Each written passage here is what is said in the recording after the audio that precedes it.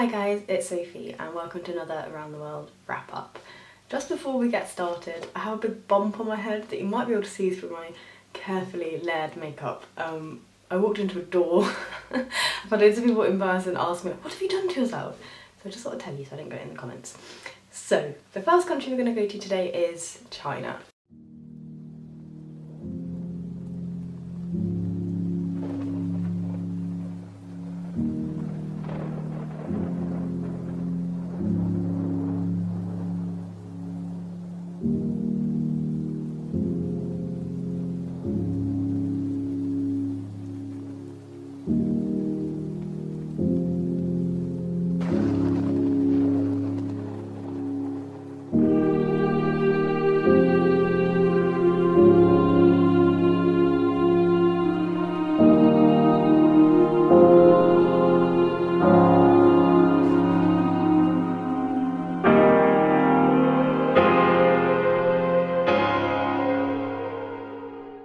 So for China, I picked The Crazed by Han Jin. This is a story about a student of English literature and his professor. The student is engaged to the daughter of the professor as well, so it's a little bit of a more complex relationship dynamic than just student-teacher. Now, the basic premise of this book is that the teacher has a stroke which leads him to exist in a kind of altered mental state. So sometimes he knows who he is and where he is, and sometimes he just kind of talks. And we follow the main character as he listens to his professor and hears him say lots of things that not only has he never heard him talk about before, but that it wouldn't have been normal for him to talk about.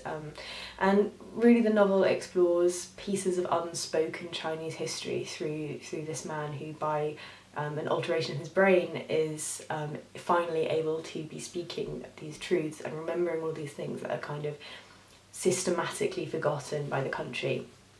I didn't have anything wrong with the premise or any of the characters. I don't think that it is a bad book in any way, but I just didn't like it. And the same way that I really get on with Middle Eastern fiction and Iraqi fiction, I don't think I like Chinese fiction very much, and I don't know what it is, but the style, I've yet to find one that's felt... They feel a little distanced, almost like alien, whereas other like Asian authors, like Japan for example, feels completely different.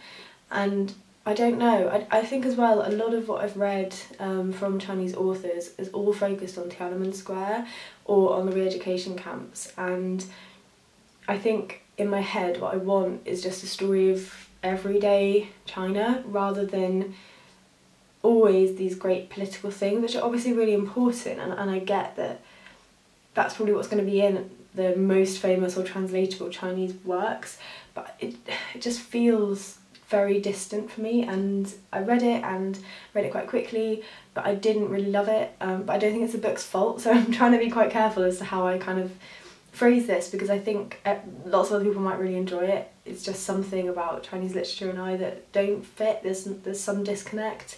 Obviously I'm going to keep reading stuff from China in future, and maybe I'll find something that does kind of resonate a bit more, but this one was not it, unfortunately. And next we have East Timor.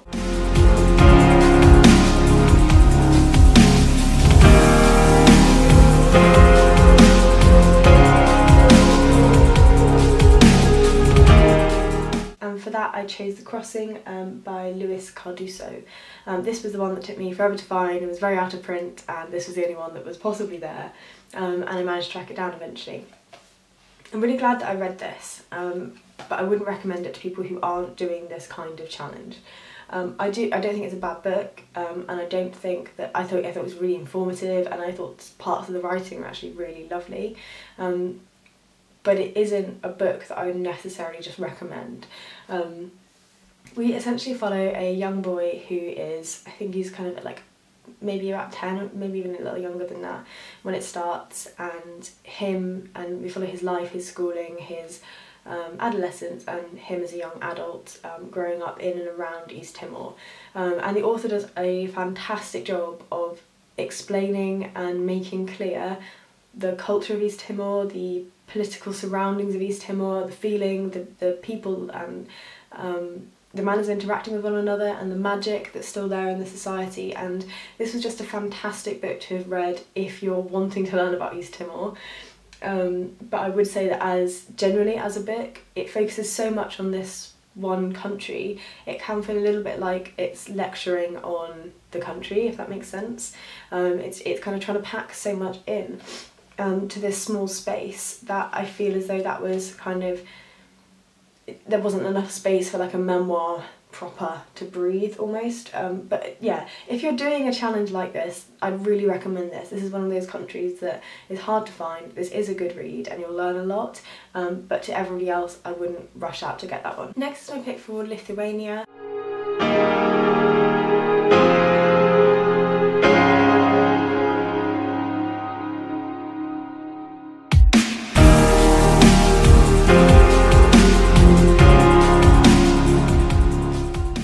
And that one is Roadside Dog by Czesław Miłosz, and I know that lots of people consider this poet to be a Polish poet. He lived in Poland and died in Poland, but he was born in Lithuania, and there wasn't too much that I was that into when I looked up Lithuania.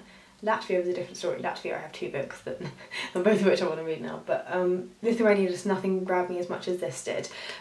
So if anyone is from Lithuania, that kind of helps explain it a little bit. These are tiny little poems and they're split into different sections. The first is called Roadside Dog.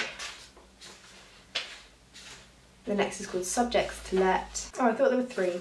Maybe there's just the two. And they're collections of these really tiny little poems. They're prose poems. They're all like a page or less long, and they didn't feel particularly poetic to me. Now some of them I did really like, but I think there were too many in here. I would have liked it better with less poetry in here. So the collection is 208 pages long, so you have like near enough 200 poems to read, and I found that reading so many poems in the same voice became dull, as opposed to necessarily that like the individual poems became dull.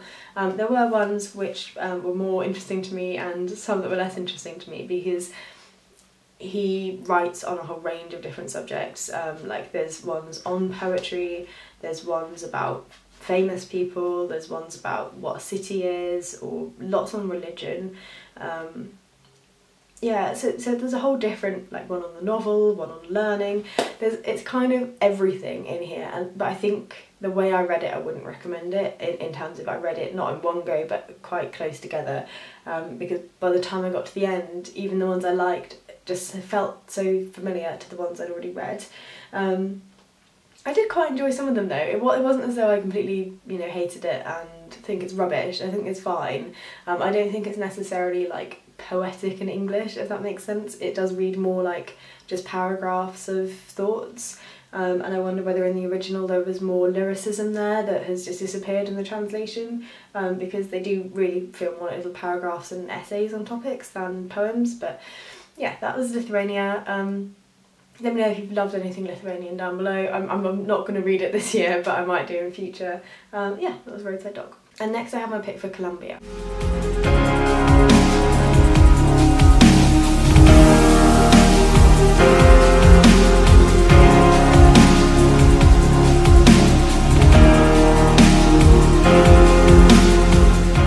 Now, I already knew that I was going to read this author, but hadn't planned on reading this novel. I actually had a teeny collection of short stories that I've yet to get to, and I'm putting them on my sort of to read at some stage in future pile rather than round the world pile now.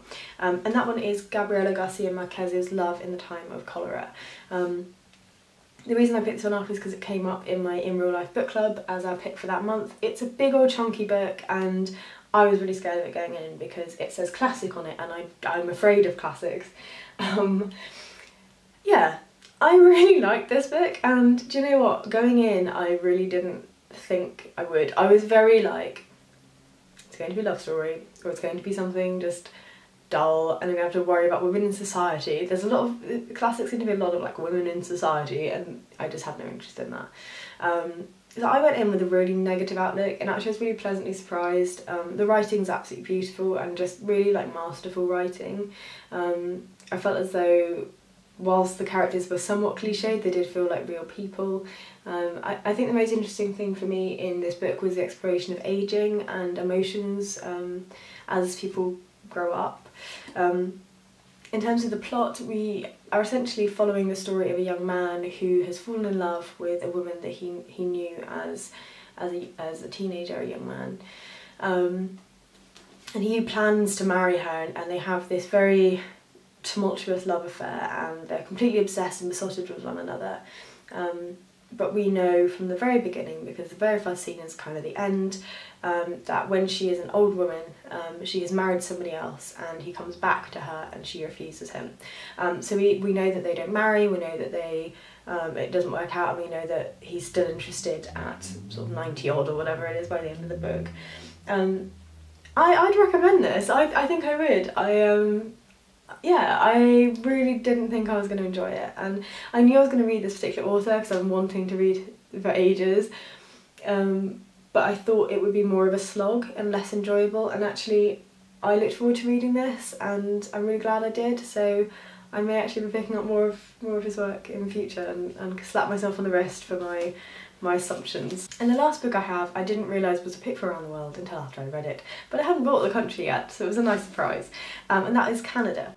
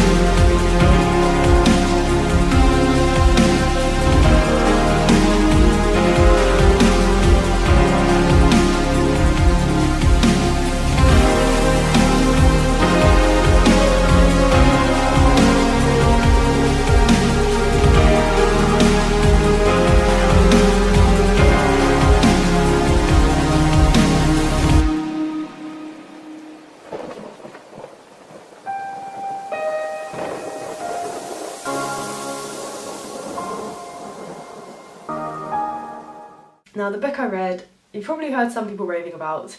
Oh my goodness, I'm here to add that voice in. This is Sheila Heti's Motherhood, and this book is probably the best book I've read so far this year, I think. The story follows an unnamed narrator who is in her late 30s and is trying to figure out whether or not she wants to have a child and what that means. And it's just so perfect. So there are really clever experimental things that happen in this book, such as she directs the flow of the narrative using the flipping of coins, in which I think a head is a yes and tails is a no, and the coins in the book are reflected by coins she flipped whilst writing. So you get this sense of the book changing almost with this randomness that's outside of your control that I thought was so perfect for the theme. I thought that like the whole 50-50 chance was really nice as well.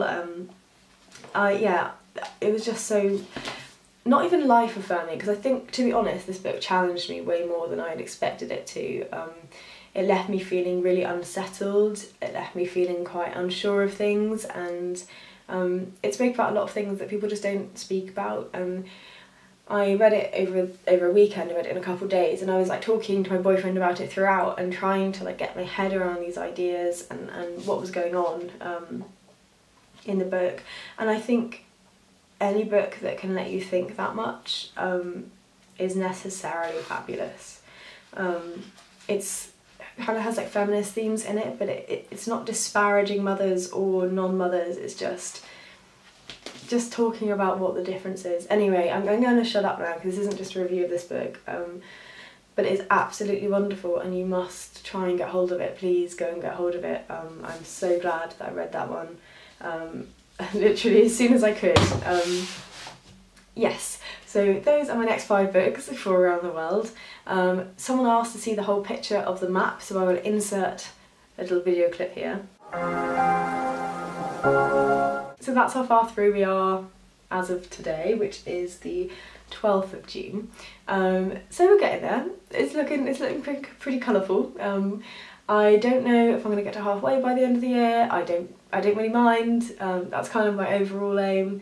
But we'll see. I'm still steadily trucking along and reading them and chatting about them, and I think that's kind of the main thing for me.